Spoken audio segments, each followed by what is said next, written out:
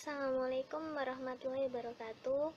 Perkenalkan, nama saya Indrianinda Ramasari, NIM 056 dari kelompok 3. Oke, kita masuk ke pembahasan yang pertama mengenai definisi metode inquiry discovery. Sebenarnya, metode inquiry discovery itu apa sih? Mari kita bahas satu persatu.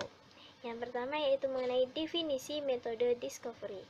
Menurut Robert Bruson, discovery adalah proses mental, dan dalam proses itu individu mengasimilasi konsep dan prinsip-prinsip sehingga menemukan suatu pengetahuan yang baru.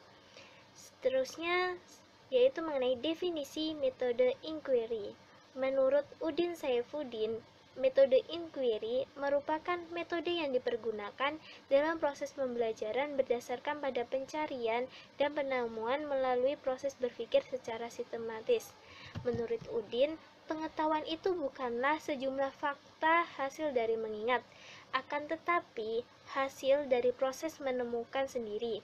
Nah, tindakan guru itu bukan memberikan pembelajaran yang hanya untuk dihafalkan, tetapi merancang suatu pembelajaran sehingga peserta didik itu dapat menemukan sendiri pengetahuan dan memahaminya. Terus, apa sih hubungan dari metode inquiry dan discovery itu?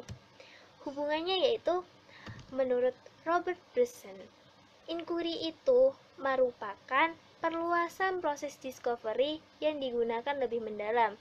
Jadi, inquiry ini itu diambil dari bahasa Inggris inquiry, yang artinya pertanyaan, pemeriksaan, atau penyelidikan. Nah, inquiry ini itu sebagai suatu proses umum yang dilakukan manusia untuk mencari atau memahami informasi. Dengan melalui penelitian atau inquiry ini tadi, pada akhirnya peserta didik itu dapat memperoleh suatu penemuan atau discovery. Langkah-langkah metode inquiry dan discovery ini dinilai cukup ilmiah dalam melakukan penyelidikan dalam rangka memperoleh suatu penemuan. Mulai dari merumuskan masalah, membuat hipotesis, mengumpulkan data, menguji hipotesis dengan data, dan menarik kesimpulan. Langkah-langkah ini itu sangat membimbing peserta didik untuk berpikir objektif dalam memecahkan masalah. Jadi, dengan metode inquiry discovery, peserta didik melakukan suatu proses mental yang bernilai tinggi, sehingga pengetahuan yang diperoleh oleh peserta didik ini itu dapat bertahan lebih lama dan lebih bermakna. Oke, sekarang akan saya menerangkan mengenai landasan teoretik dari model pembelajaran ini. Jadi, yang pertama yaitu saya akan membahas mengenai teori belajar Gagne. Jadi, si Gagne ini berpendapat mengatakan bahwa belajar itu suatu proses perubahan. Perubahan apa? Perubahan perilaku, perubahan sikap, pengetahuan, keterampilan sebagai akibat adanya pengalaman. Jadi, seseorang itu dikatakan belajar ketika dia mengalami perubahan yang lebih baik. Perubahan apa? Perubahan sikap, tingkah laku, keterampilan, pengetahuan, dan lain-lain. Dan perubahan itu diakibatkan oleh adanya pengalaman. Jadi pengalaman apa? Jadi guru itu harus memberikan kesempatan kepada siswa untuk memperoleh banyak pengalaman dalam proses belajarnya. Seperti apa? Seperti siswa diberi masalah, lalu siswa menyelesaikan sendiri masalahnya, dia akhirnya memperoleh suatu pengetahuan. Nah, karena dia memperoleh pengalaman untuk memperoleh pengetahuan itu, nah, akibat pengalaman-pengalaman itu, dia akan belajar, dia akan mengalami proses perubahan yang lebih baik, dan disitulah siswa dikatakan belajar, seperti itu. Jadi, berdasarkan teori ini, lahirlah model pembelajaran inquiry discovery. Jadi, siswa diberikan masalah sehingga dia dapat memperoleh sesuatu dari penyelesaian masalah yang ia lakukan itu. Seperti itu. Oke, yang kedua yaitu dari John Dewey. Jadi John Dewey ini menggambarkan bahwa pembelajaran inquiry pada abad ke-20 itu menggunakan metode yang tidak jauh berbeda dengan yang digunakan sekarang ini. Nah, sebagian besar pemikiran pada saat itu dipengaruhi oleh reformator pendidikan pada zaman itu juga, pada abad itu juga, yaitu mereka itu ingin mengubah dari yang awalnya transmisi proses pembelajaran itu berbasis transmisi pengetahuan di ruang kelas. Transmisi pengetahuan itu apa? Yaitu si guru mentransfer langsung pengetahuan kepada siswa, seperti itu. Nah, itu tuh pengen diubah oleh reformator pendidikan pada saat itu. Diubah menjadi apa? Diubah menjadi siswa harus melakukan seperti penyelidikan dulu, proses berpikir induktif dan juga pemahaman konseptual untuk mendapatkan pengetahuan gitu. Jadi nggak semua diberi gitu, tapi juga ada proses penyelidikan untuk mendapatkan pengetahuan yang mereka inginkan itu. Nah, akhirnya berdasarkan perubahan yang ingin dilakukan tersebut, muncullah kurikulum baru, yaitu yang dikembangkan oleh Schwab itu dalam bidang matematika dan sains, lalu disusul lagi dalam bidang ilmu sosial dan humaniora oleh Bayer dan Fenton. Nah, tujuan dari kurikulum ini ada dua tujuan utamanya. Yang pertama yaitu kurikulum yang akan dibangun di sekitar ide-ide dasar dan struktur pengetahuan dalam disiplin akademis tertentu, dan yang kedua yaitu kurikulum akan memberi siswa kesempatan untuk mempraktikkan metode penyelidikan yang digunakan untuk menemukan pengetahuan. Nah, intinya apa? Intinya itu siswa itu harus terlibat aktif dalam proses penyelidikan, mulai dari observasi, mengumpulkan data, lalu dia mengajukan hipotesis, melakukan penyelidikan dan seterusnya sampai dia menemukan suatu konsep yang dia ingin capai tersebut. Jadi intinya itu menekankan kalau siswa itu harus aktif dalam penyelidikan untuk memperoleh pengetahuan, seperti itu. Kemudian ditekankan kembali oleh Jerome Bruner yang mengatakan bahwa model pembelajaran inquiry discovery ini ditekankan pada proses penyelidikan, adanya proses penyelidikan dan juga keterlibatan siswa secara aktif dalam melakukan penyelidikan tersebut untuk menemukan sesuatu, untuk menemukan konsep, materi, dan pengetahuan yang menjadi tujuan utama dari penyelidikan yang ia lakukan tersebut. Kemudian saya akan menjelaskan mengenai landasan empirik dari model pembelajaran inquiry discovery. Jadi inti dari model pembelajaran inquiry discovery adalah model pembelajaran yang menanamkan keterampilan berpikir agar siswa itu mampu mempelajari konsep sekaligus mempelajari proses berpikir dan penalaran dari materi yang akan disampaikan tersebut. Nah, kan ada dua ya fokus utamanya ini. Maka dalam kenyataannya, dalam prakteknya, siswa itu seringkali mengalami ketidakseimbangan antara pencapaian dua tujuan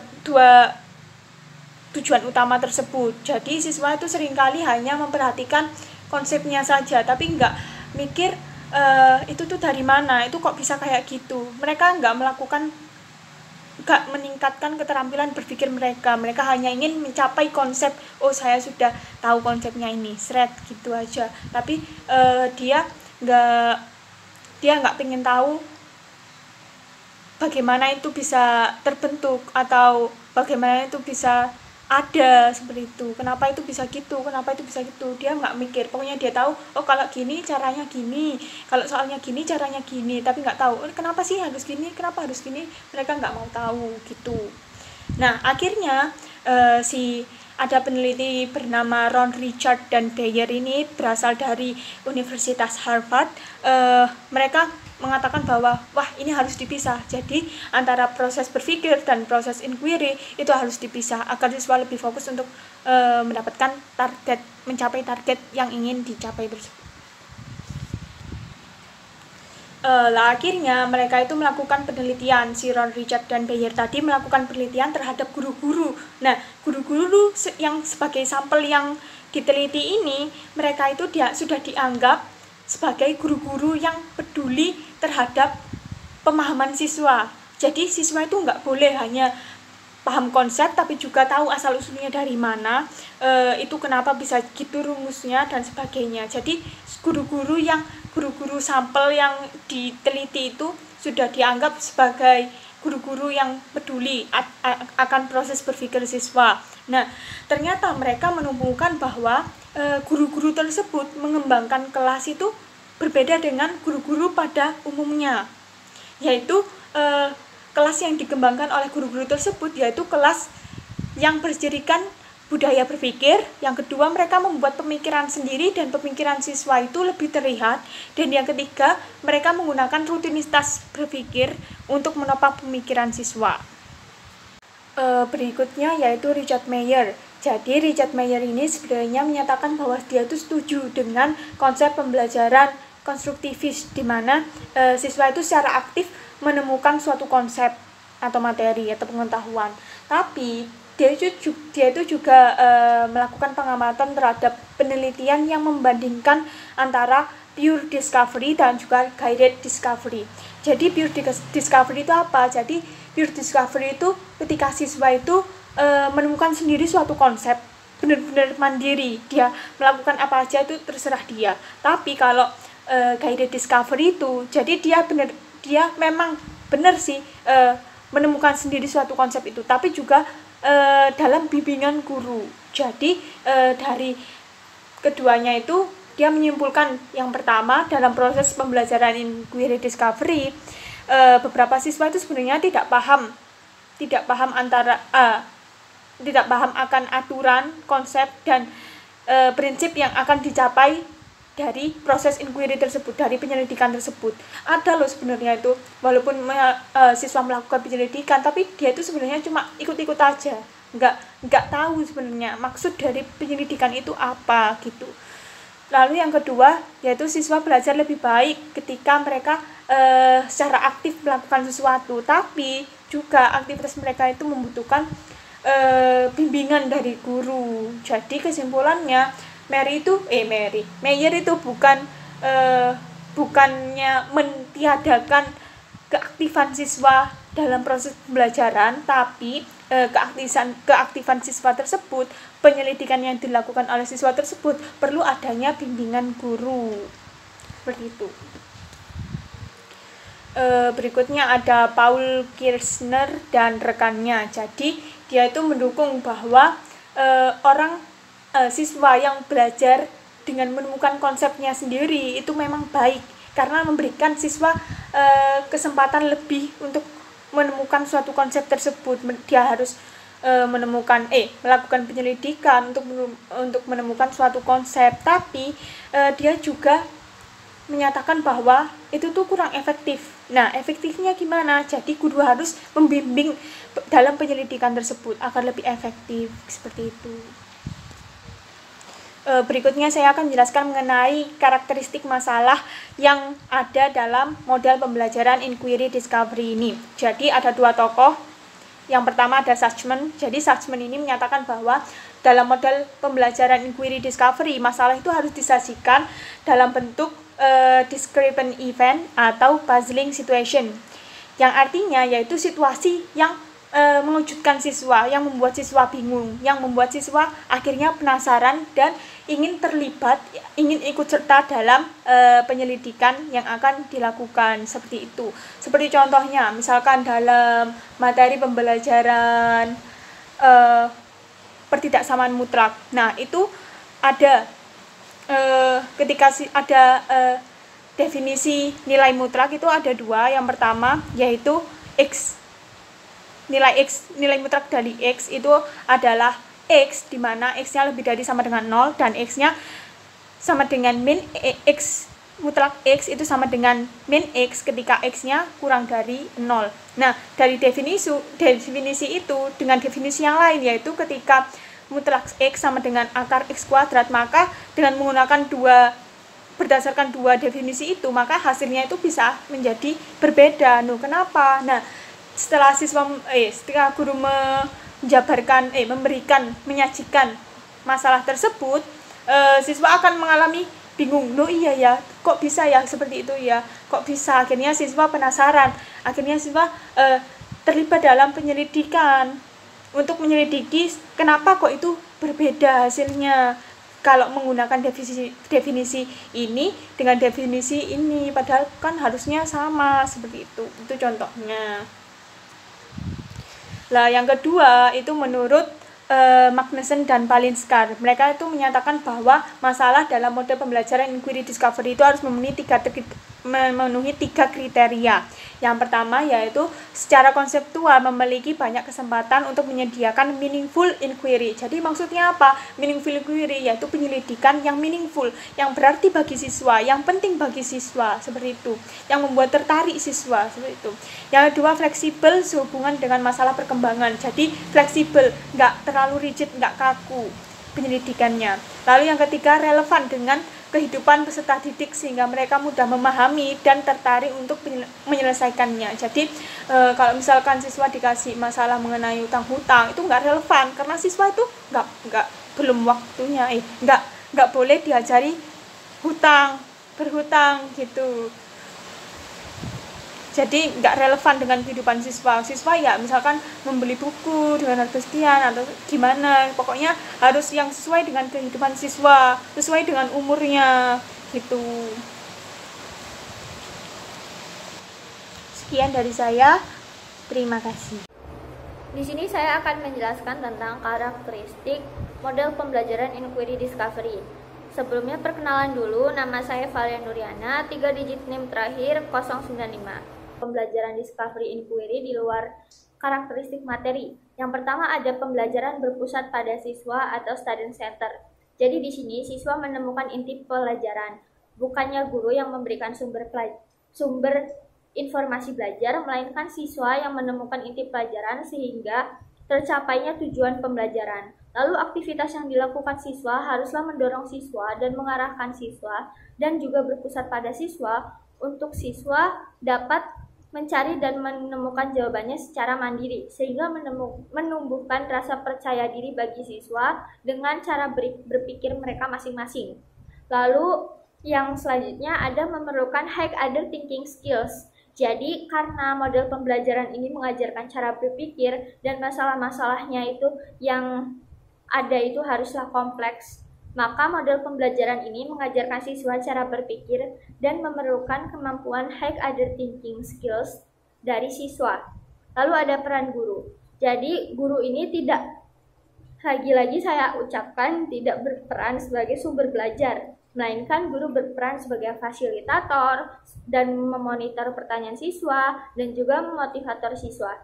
Jadi peran guru memonitor pertanyaan siswa kenapa sih? Agar model pembelajaran ini nih berjalan dengan baik sesuai dengan model pembelajaran inquiry discovery, tidak seperti pertanyaan tebak-menebak. Lalu hal ini memerlukan 2 peraturan penting bagi guru. Yang pertama, pertanyaan harus dapat dijawab ya atau tidak dan harus diucapkan dengan suatu cara sehingga siswa dapat menjawab pertanyaan tersebut dengan melakukan pengamatan. Lalu yang kedua, pertanyaan harus disusun sedemikian rupa sehingga tidak mengakibatkan guru memberikan jawaban pertanyaan tersebut, tetapi mengarahkan siswa untuk menemukan jawabannya sendiri. Jadi siswa ini benar-benar haruslah mandiri dan guru tidak boleh memberikan informasi apapun agar siswa ini bisa berpikir seluas-luasnya dan sebebas-bebasnya. Lalu ada tujuan model pembelajaran discovery inquiry. Jadi tujuannya ini adalah mengembangkan kemampuan berpikir siswa secara logis, sistematis, dan kritis. Lalu hasil pembelajaran inquiry pada siswa. Jadi hasil pembelajarannya ini ada 4. Yang pertama, ada mengembangkan cara berpikir dan cara kemampuan bernalar siswa. Lalu mengembangkan kemampuan metakognitif siswa, mengembangkan sikap positif terhadap inquiry, dan mengembangkan apresiasi untuk pengetahuan pada siswa. Lalu yang terakhir ada meningkatkan pengetahuan tentang fokus inquiry. Jadi dari 4-4-nya sendiri ini adalah semuanya mengembangkan cara berpikir siswa. Lalu model pembelajaran discovery inquiry ini akan efektif apabila memenuhi kriteria-kriteria. Jadi kriteria-kriterianya adalah yang pertama memiliki waktu yang cukup, yang kedua memiliki ruang kelas dan fasilitas yang memadai untuk proses pembelajaran. Jadi misalkan masalahnya ini membutuhkan mungkin alat timbangan, maka di sekolah sendiri haruslah adalah timbangan sehingga siswa lebih nyata dalam menyelesaikan masalahnya tersebut. Lalu jumlah siswa tidak terlalu banyak agar guru dapat mudah juga mengkontrol proses pembelajaran yang sedang berlangsung. Lalu proses belajar juga haruslah berangkat dari keingintahuan siswa. Karena ini sendiri adalah salah satu motivasi untuk siswa mengikuti proses pembelajaran. Lalu bahan ajar bukanlah materi yang berbentuk fakta dan memiliki jawaban yang sudah pasti, akan tetapi sebuah kesimpulan yang membutuhkan pembuktian. Yang terakhir ada siswa dapat menemukan sendiri jawaban dari suatu permasalahan yang ingin dipecahkan. Penguasaan materi bukanlah tujuan utama, tetapi yang lebih diutamakan adalah proses belajar yang dilakukan oleh siswa. Terima kasih. Perkenalkan, nama saya Dava Imadul Bilad, NIM terakhir 013. Presentasi yang selanjutnya adalah tentang sintaks atau fase model pembelajaran inquiry discovery. Jadi, sintaks atau fase model pembelajaran inquiry discovery itu terdiri dari 6 fase. Yang pertama, menyiapkan peserta didik dan menjelaskan proses pembelajaran inquiry discovery. Yang kedua, menyajikan pertanyaan atau masalah. Yang ketiga, membuat hipotesis. Yang keempat, mengumpulkan data untuk menguji hipotesis. Yang kelima, merumuskan penjelasan dan atau kesimpulan. Dan yang keenam, merefleksikan permasalahan. Jadi tuh yang pertama, di fase pertama, menyiapkan peserta didik dan menjelaskan proses pembelajaran inquiry discovery. Itu maksudnya kan biasanya sebelum pelajaran dimulai kan ada peserta didik yang duduknya masih belum pada tempatnya, masih belum mengeluarkan buku pelajarannya. Jadi itu pada fase ini peserta didik itu guru mempersiapkan peserta didik untuk duduk di tempat mereka masing-masing, terus mengeluarkan buku pelajaran yang dapat mendukung pembelajaran berlangsung. Jadi itu merupakan peran guru menyiapkan peserta didik. Yang selanjutnya adalah menjelaskan proses pembelajaran inquiry discovery. Jadi peran guru ini tuh juga menjelaskan pada peserta didik bahwa pembelajaran yang akan dilaksanakan itu menggunakan model pembelajaran inquiry discovery. Nah, di sini peserta didik juga dijelaskan bagaimana jalannya pembelajaran menggunakan model pembelajaran inquiry discovery sehingga peserta didik dapat paham bagaimana nantinya pembelajaran berlangsung. Fase yang kedua adalah menyajikan pertanyaan atau masalah. Seperti telah disebutkan pada presentasi sebelumnya, kalau model pembelajaran inquiry discovery itu model pembelajaran yang menggunakan permasalahan atau pertanyaan sehingga siswa dapat menemukan sesuatu dengan melakukan percobaan. Jadi pada fase ini tuh peran guru adalah memberikan pertanyaan atau permasalahan yang nantinya akan didiskusikan siswa atau dipikirkan siswa sehingga siswa ini tuh kayak jadi tuh dengan permasalahan ini peserta didik tuh dapat menemukan sesuatu dan dari permasalahan ini peserta didik dapat belajar seperti itu. Dan pada fase ini juga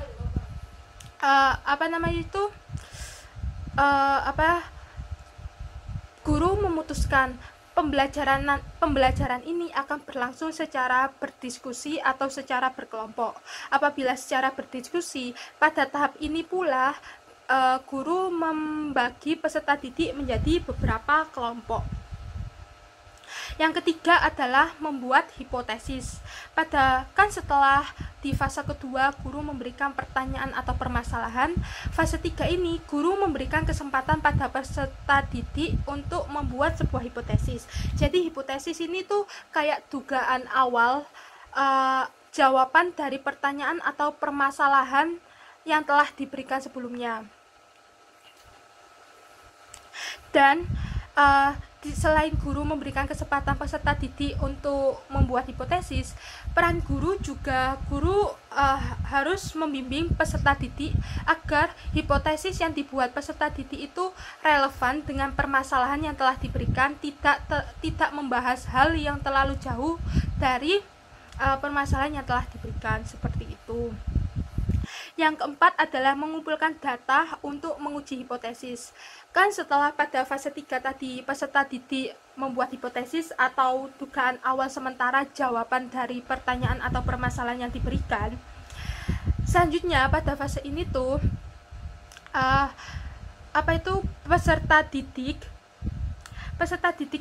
guru memberikan kesempatan peserta didik untuk melakukan percobaan. Lah, sebelum melakukan percobaan ini, guru memberikan kesempatan peserta didik untuk membuat langkah-langkah melakukan percobaan tersebut. Setelah peserta didik membuat langkah-langkah, guru juga membimbing peserta didik untuk membuat kayak urutan langkah mana yang lebih dahulu. Jadi itu setiap langkah itu berurutan untuk melakukan percobaan tersebut. Setelah melakukan percobaan, guru memberikan kesempatan peserta didik untuk menggali informasi, mencatat segala informasi yang didapatkan dari percobaan yang telah mereka lakukan tersebut. Jadi itu kan setelah melakukan percobaan, para siswanya mengumpulkan informasi dari percobaan tersebut. Setelah informasi terkumpul, peserta didik itu menganalisis informasi tersebut. Jadi itu dari beberapa informasi itu menganalisis benar gak ya hipotesis yang saya buat tadi itu, atau ada jawaban lain. Jadi itu menguji hipotesisnya seperti itu. Menguji hipotesis.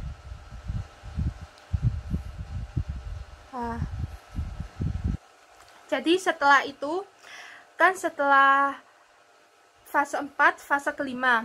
Fase kelima itu merumuskan penjelasan dan atau kesimpulan. Jadi setelah di fase 4 tadi kan peserta didik sudah menganalisis apakah hipotesisnya dia tadi yang di awal itu setelah dilakukan percobaan udah benar gak untuk menjawab pertanyaan atau permasalahan yang diberikan di fase 2.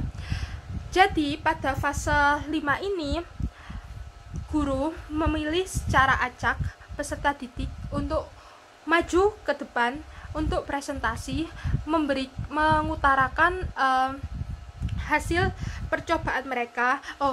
Mengutarakan dari hipotesis awal mereka itu apa, terus dari percobaan mereka itu hasilnya bagaimana, lalu apakah antara hipotesis dan hasil percobaan mereka itu sama. Mereka menjelaskan di depan. Setelah ada satu atau beberapa orang yang menjelaskan di depan, guru memberikan kesempatan pada peserta didik yang tidak maju untuk menanggapi presentasi dari temannya yang telah maju ke depan, sehingga terjadilah sebuah diskusi. Setelah terjadi sebuah diskusi,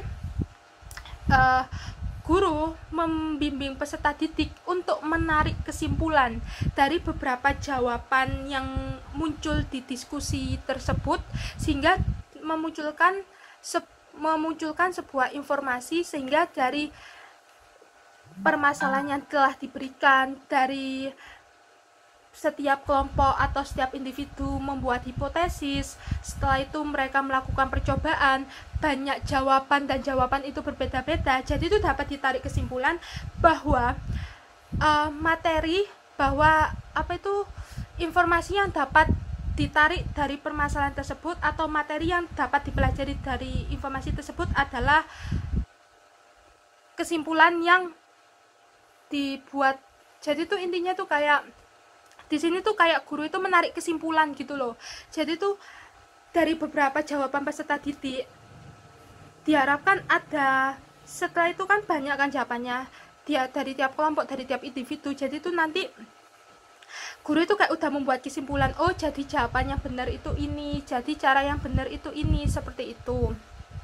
Nah, pada fase terakhir, merefleksikan permasalahan dan proses berpikir yang digunakan peserta didik.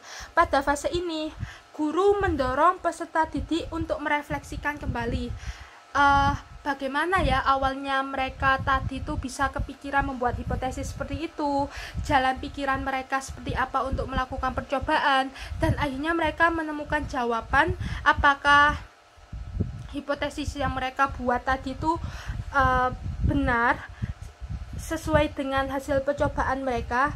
Jadi tuh intinya pada fase ini tuh guru menganalisis proses berpikir peserta didik mereka. Jadi seperti itu. Dan di sini kan ini merupakan fase dari model pembelajaran inquiry discovery. Sebenarnya inquiry discovery itu kan dua hal yang berbeda. Tapi tuh di sini tuh bukan dua hal yang berbeda, tapi model pembelajarannya itu sama. Cuma bedanya kalau inquiry, guru dan peserta didik sama-sama belum tahu jawabannya. Tapi kalau yang discovery, guru udah tahu jawabannya. Jadi tuh fasenya itu sama, tapi nanti tuh di dalam model pembelajarannya itu yang berbeda. Saya rasa sintaks atau fase model pembelajarannya cukup sampai di sini. Mohon maaf apabila ada kesalahan, dan akan dilanjutkan presentasi oleh teman saya selanjutnya. Terima kasih. Assalamualaikum warahmatullahi wabarakatuh. Perkenalkan, nama saya Ramadina, NIM terakhir 062. Di sini saya akan menjelaskan mengenai ciri-ciri materi dan contoh materi pada pembelajaran inquiry discovery. Yang pertama yaitu ciri-ciri materi pada pembelajaran inquiry discovery. 1. Materi bukan merupakan materi yang bersifat prosedural. Materi yang bersifat prosedural memiliki urutan-urutan tertentu dalam menyelesaikan permasalahan yang diberikan.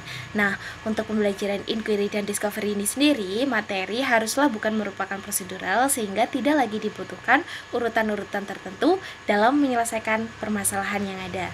Yang kedua, materi memuat masalah yang memerlukan pemikiran tingkat tinggi bagi peserta didik untuk menemukan solusi yang tepat. Di sini, dalam pembelajaran inquiry discovery, peserta didik dituntut untuk dapat memiliki pemikiran tingkat tinggi dalam memecahkan masalah atau high order thinking skill, sehingga nantinya mereka mampu mengasah pemikiran mereka untuk menganalisis serta mengkritisi permasalahan yang ada dalam menemukan solusi yang paling tepat. Dan yang ketiga adalah materi bersifat konstruktivis. Pada pembelajaran inquiry dan discovery, materi yang dibutuhkan haruslah bersifat konstruktivis atau membangun pada peserta didik, sehingga nantinya peserta didik dapat tergiring untuk menemukan permasalahan-permasalahan yang di dalamnya terdapat materi dan konsep-konsep tertentu. Dan yang terakhir, materi berupa permasalahan yang relevan dengan kehidupan sehari-hari bagi peserta didik. Di sini diharapkan nantinya ketika permasalahan yang diberikan pada pembelajaran inquiry dan discovery ini memiliki relevan kepada kehidupan sehari-hari peserta didik, maka peserta didik dapat memiliki rasa ingin tahu yang tinggi dalam memecahkan permasalahan yang diberikan. Selanjutnya yaitu mengenai contoh-contoh materi pada pembelajaran inquiry dan discovery. Yang pertama, contohnya yaitu mengenai bab peluang. Di sini nantinya peserta didik dapat diberikan permasalahan-permasalahan. Contohnya yaitu bagaimana cara menentukan susunan ketua kelas dan jajarannya dalam memilih di suatu kelas. Dapat juga diberikan contoh mengenai peluang untuk menemukan kemunculan angka 3 pada pelebaran sebuah dadu, dan masih banyak lagi contoh lainnya pada bab peluang yang dapat digunakan dalam pembelajaran inquiry discovery. Selanjutnya yaitu bab bangun ruang. Di sini peserta didik dapat diberikan permasalahan untuk mengetahui asal mula dari suatu rumus yang diberikan. Contohnya dari mana asal rumus volume limas, dari mana asal rumus volume bola dan luas permukaan bola, serta masih banyak lagi dalam bab bangun ruang yang dapat diberikan pada pembelajaran inquiry discovery ini untuk dikonstruk oleh peserta didik itu sendiri dalam menemukan konsep dari permasalahan-permasalahan yang telah diberikan. Dan yang terakhir adalah bab aritmatika sosial. Di sini dapat diberikan permasalahan mengenai suatu pedagang yang mengalami kerugian, lalu peserta didik diberikan kesempatan untuk dapat menentukan bagaimana pedagang tersebut mencari solusi terbaik untuk mengatasi kerugian yang telah dilaksanakan sehingga nantinya peserta didik mampu untuk menemukan solusi yang tepat pada bab aritmatika sosial dalam pembelajaran inquiry dan discovery.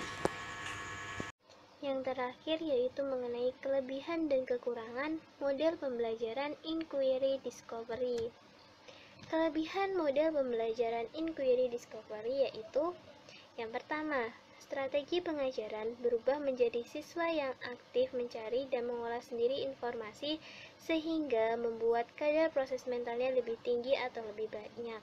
Sehingga kan dalam proses pembelajaran ini tuh siswa lebih aktif. Jadi informasi yang diperoleh siswa ini nanti akan lebih banyak dan lebih bermakna. Yang kedua, siswa akan mengerti konsep-konsep dasar atau ide dengan lebih baik. Karena yang seperti yang saya katakan sebelumnya, siswa ini kan mencari informasi sendiri. Jadi dia itu lebih benar-benar paham terhadap konsep-konsep yang dia temukan tadi. Yang ketiga yaitu membantu siswa dalam menggunakan ingatan dan transfer kepada situasi-situasi proses belajar yang baru. Model pembelajaran inquiry discovery ini dapat membantu siswa untuk menggunakan ingatannya dan mentransfer ilmu-ilmu tersebut kepada situasi-situasi proses belajar yang baru dengan lebih mudah.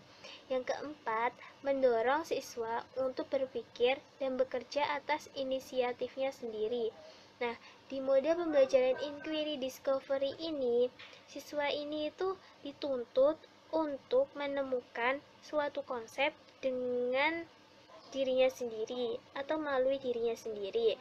Yang kelima, memungkinkan siswa belajar dengan memanfaatkan berbagai jenis sumber belajar sehingga tidak hanya menjadikan guru sebagai satu-satunya sumber belajar.